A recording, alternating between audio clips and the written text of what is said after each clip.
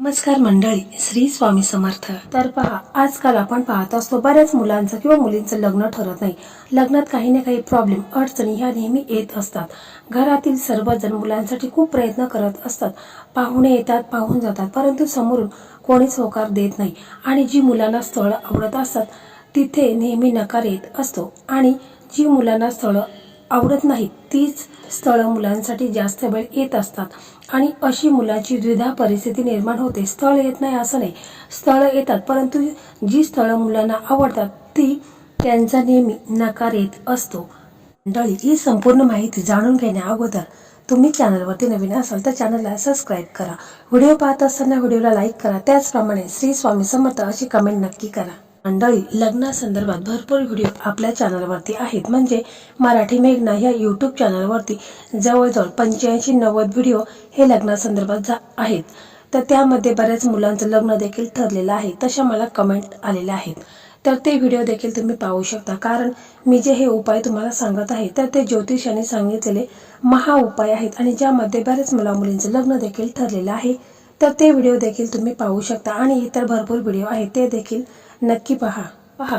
तुमचा मुलगा असू द्या किंवा मुलगी असू द्या, लग्नात काही ना काही प्रॉब्लेम, अडचणी ह्या नेहमी येत असतात। कारण का, तर बघा, मुलांच्या कुंडलीमध्ये भरपूर दोष निर्माण झालेले असतात। तसं की कालसर्प दोष आहे, राहू केतू शुक्र शनी, याच्यामुळे मुलांचं लग्न हे लवकर होत नाही। म्हणजे लग्नात विलंब निर्माण होत असतो।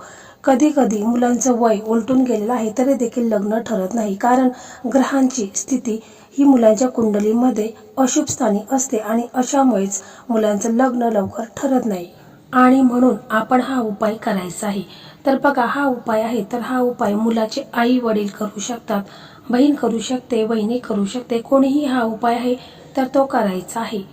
तर या उपायासाठी आपल्याला काय काय साहित्य लागणार आहे ते देखील आपण थोडक्यात पाहूया। आपल्याला 9 दुर्वा लागणार आहेत। तर दुर्वा घेता वेळेस आपल्याला हिरवी आणि ताजी दुर्वा असेल तीच घ्यायची, अशी सुकलेली वगैरे दुर्वा आणायची नाही। तर आपल्याला 9 दुर्वा लागणार आहेत। त्याचप्रमाणे आपल्याला एक धागा लागणार आहे, म्हणजे कलावा ज्याला मौली धागा म्हणतो तो धागा आपल्याला एक लागणार आहे। आणि आपल्याला छोटे छोटे 9 गुळाचे तुकडे लागणार आहेत। एक तिलाच्या तेलाचा दिवा लागणार आहे। बस एवढंच साहित्य लागणार आहे। तर हा उपाय तुम्हाला बुधवारी करायचा आहे। तर बुधवारी सकाळी लवकर उठायचं आहे। शक्य असेल तर मुलांनी अंघोळीच्या पाण्यामध्ये थोडंसं तुम्हाला गुलाबजल टाकायचं आहे, किंवा गंगाजल असेल तर ते टाका, ज्यामुळे मुलांवरती कोणत्याही प्रकारची नकारात्मकता, निगेटिव्हिटी, लोकांची वाईट नजर आहे तर ती दूर होत असते। आणि शक्य असेल तर या दिवशी तुम्ही लाल किंवा पिवळे कपडे हे आवर्जून घालायचे आहेत। तुम्हाला या दिवशी सूर्यदेवांना अर्घ द्यायचा आहे। एक लोटा पाण्याचा घ्यायचा आहे, त्याच्यामध्ये तुम्हाला हळद, कुंकू, अक्षता, एक लाल फूल टाकायचं आहे, आणि सूर्यदेवांना अर्घ द्यायचा आहे। त्यावेळेस तुम्हाला असं म्हणायचं आहे, ओम सूर्यदेवाय नमः, किंवा तुम्हाला जो मंत्र येत असेल सूर्यदेवांचा तो तुम्हाला म्हणायचा आहे। आणि त्याच्यानंतर अर्घ दिल्यानंतर तुम्हाला स्वतःभोवती 3 वेळा प्रदक्षिणा मारायच्या आहेत। जर मुलाचे आई वडील हा उपाय करत असतील तर त्यांनी देखील आपल्या देवघरासमोर एक दिवा लावायचा आहे, अगरबत्ती लावायची आहे। गणपती बाप्पा आहेत तर त्यांना अभिषेक करून घ्यायचा आहे। गणपती बाप्पांना आवडणाऱ्या सर्व वस्तू आहेत तर त्या अर्पण करायच्या आहेत। त्याचप्रमाणे तुम्ही दुर्वा अर्पण करू शकता, जास्वंदीचं लाल फूल आहे ते अर्पण करू शकता, शमीपत्र अर्पण करू शकता। नैवेद्यासाठी गुळ खोबऱ्याचं नैवेद्य तुम्हाला ठेवायचं आहे। आणि तुम्हाला गणपती बाप्पांना प्रार्थना करायची आहे की माझ्या मुलांच्या कुंडलीमध्ये जे काही दोष निर्माण झालेले आहेत, ज्यामुळे मुलांचं लग्न हे लवकरात लवकर ठरत नाही, लग्नात काही ना काही अडचणी, समस्या ह्या येत आहेत, तर त्या दूर होऊन, आणि मी जो हा उपाय करत आहे तो उपाय देखील माझा यशस्वी होऊन माझ्या मुलांचं लग्न हे लवकरात लवकर होऊ द्या, त्यांना त्यांच्या मनासारखा जोडीदार मिळू द्या, असं तुम्हाला गणपती बाप्पांना प्रार्थना करायची आहे।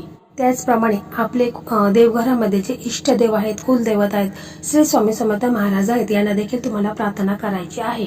समजा मुलं जर हा उपाय करत असेल तर मुलांनी स्वतःच्या लग्नाबद्दल बोलायचं आहे, प्रार्थना करायची आहे। तर पहा, आपल्याला काय करायचं आहे की एक चौरंग घ्यायचा आहे आणि एक प्लेट घ्यायची आहे। त्या प्लेटमध्ये आपल्याला 9 दुर्वा घ्यायच्या आहेत, आणि आपल्याला एक धागा लागणार आहे, ज्याला मौली धागा म्हणतो तो धागा लागणार आहे। जर तुमच्याकडे तो धागा नसेल तर पांढरा धागा असेल तर त्याला तुम्हाला हळद लावायची आहे, म्हणजे हळद थोडीशी ओली करायची आहे आणि त्या सफेद धाग्याला लावायची आहे, म्हणजे तो धागा पिवळा होईल। तर आपल्याला हे सर्व त्या प्लेटमध्ये ठेवायचे आहे। म्हणजे आपल्याला 9 दुर्वा ठेवायचे आहेत, 1 तुपाचा दिवा ठेवायचा आहे, 9 गुळाचे खडे ठेवायचे आहेत आणि कलावा ठेवायचा आहे.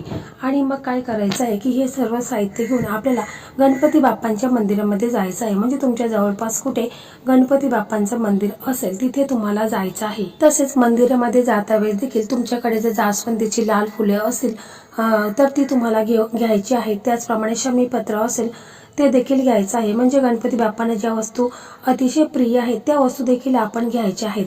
जर असतील तर घ्या आणि जर नसतील तर नाही घेतलं तरी काही हरकत नाही. फक्त मनाभावाने पूर्ण श्रद्धेने तुम्हाला हा उपाय करायचा आहे. पहा, आपण गणपती बाप्पांच्या मंदिरामध्ये गेल्यानंतर आपल्याला तिळाचा दिवा आहे तर तो लावायचा आहे. म्हणजे घरून आपण तिळाचं तेल टाकूनच तो दिवा घरून घेऊन यायचा आहे. आणि मग आपण मंदिरामध्ये गेल्यानंतर प्रथम दिवा प्रज्वलित करायचा आहे. त्यानंतर आपल्याला काय करायचं आहे की 9 दुर्वा आपण घेतलेल्या आहेत तर त्या दुर्वाला आपल्याला काय करायचं आहे की जो धागा आपण आणलेला आहे, मौली धागा आणलेला आहे, तर तो आपण 9 वेळा त्या दुर्वाला असा गुंडाळून घ्यायचा आहे.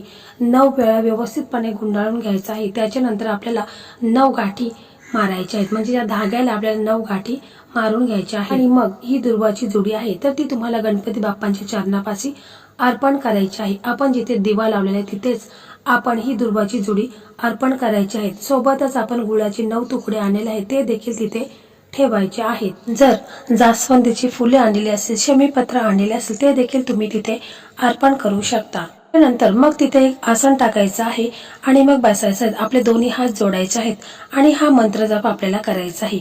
ओम गणपतये नमः, ओम गणपतये नमः. एकदम साधा सोपा मंत्र आहे. तुम्हाला हा 108 वेळा म्हणायचा आहे. जर शक्य नसेल तरच मग तुम्ही 21 वेळा म्हणा किंवा 11 वेळा म्हणा, परंतु जर 108 वेळा म्हटलं तर अतिशय उत्तम आहे. मंत्र एकदम साधा सोपा आहे, कारण मी प्रत्येक व्हिडिओमध्ये तुम्हाला एकदम साधे सोपे उपाय आणि मंत्र देखील सांगत असते. परंतु शक्य असेल तर 108 वेळा नक्कीच म्हणा. आणि मग त्याच्यानंतर आई वडिलांनी आपल्या मुलांसाठी प्रार्थना करायची आहे की हे गणपती बाप्पा, जशा तुमच्या डोक्यावर अक्षता पडलेल्या आहेत तशा माझ्या मुलांच्या डोक्यावर देखील अक्षता पडू द्या. मुलांच्या कुंडलीमध्ये किती भयंकर दोष आहे, राहू केतू शुक्र ग्रह कालसर्प दोष आहे किंवा इतर लोकांची वाईट नजर आहे, तर ती दूर होऊन माझ्या मुलांचं लग्न हे लवकरात लवकर होऊ द्या, असं तुम्हाला मनापासून गणपती बाप्पांना हात जोडून प्रार्थना करायची आहे. आणि मुलं जर हा उपाय करत असेल तर त्यांनी आपल्या लग्नाबद्दल बोलायचं आहे की गणपती बाप्पा, जशा तुझ्या डोक्यावर अक्षता पडल्या तशाच माझ्या डोक्यावर देखील अक्षता पडू द्या. माझ्या लग्नात जो काही विलंब होत आहे, लग्नाला उशीर झालेला आहे, लग्नामध्ये काही ना काही प्रॉब्लेम अडचणी संकट हे येत आहेत, कुंडलीमध्ये जो काही दोष निर्माण झालेला आहे तर तो दूर होऊन माझं लग्न हे लवकरात लवकर होऊ दे, असं तुम्हाला मनापासून पूर्ण श्रद्धेने विश्वासाने तुम्हाला गणपती बाप्पांना दोन्ही हात जोडून प्रार्थना करायची आहे. गणपती बाप्पा हे विघ्नहर्ता आहेत, संकट मोचन आहेत आणि शुभकारक आहेत. आणि म्हणूनच आपल्या मुलांच्या कुंडलीमध्ये किती भयंकर दोष असू दे, कालसर्प दोष असू दे, राहू केतू शुक्र कोणताही किती भयंकर दोष असेल तर तो दूर होईल आणि मुलांचं लग्न हे लवकरात लवकर ठरेल. परंतु पहा, उपाय करत असताना पूर्ण विश्वासाने श्रद्धेने करायचा आहे, कारण नुसता उपाय केला आणि मनामध्ये विश्वास श्रद्धा नसेल तर तो उपाय आहे तर त्याचा फायदा आपल्याला होत नाही. म्हणून पूर्ण विश्वासाने श्रद्धेने तुम्ही हा उपाय आवर्जून करायचा आहे, तरच त्याचा तुम्हाला 100% लाभ हा होईल. तर मंडळी, अशा प्रकारे आजचा हा व्हिडिओ होता. हा व्हिडिओ तुम्हाला कसा वाटला कमेंटमध्ये नक्की सांगा. व्हिडिओ आवडला तर व्हिडिओला लाईक करा, शेअर करा आणि इतर तुमचे मित्रमैत्रिणींना देखील शेअर करा. ज्या मुलांचं लग्न ठरत नाही त्यांना देखील याचा लाभ मिळू द्या. श्री स्वामी समर्थ. जय जय स्वामी समर्थ.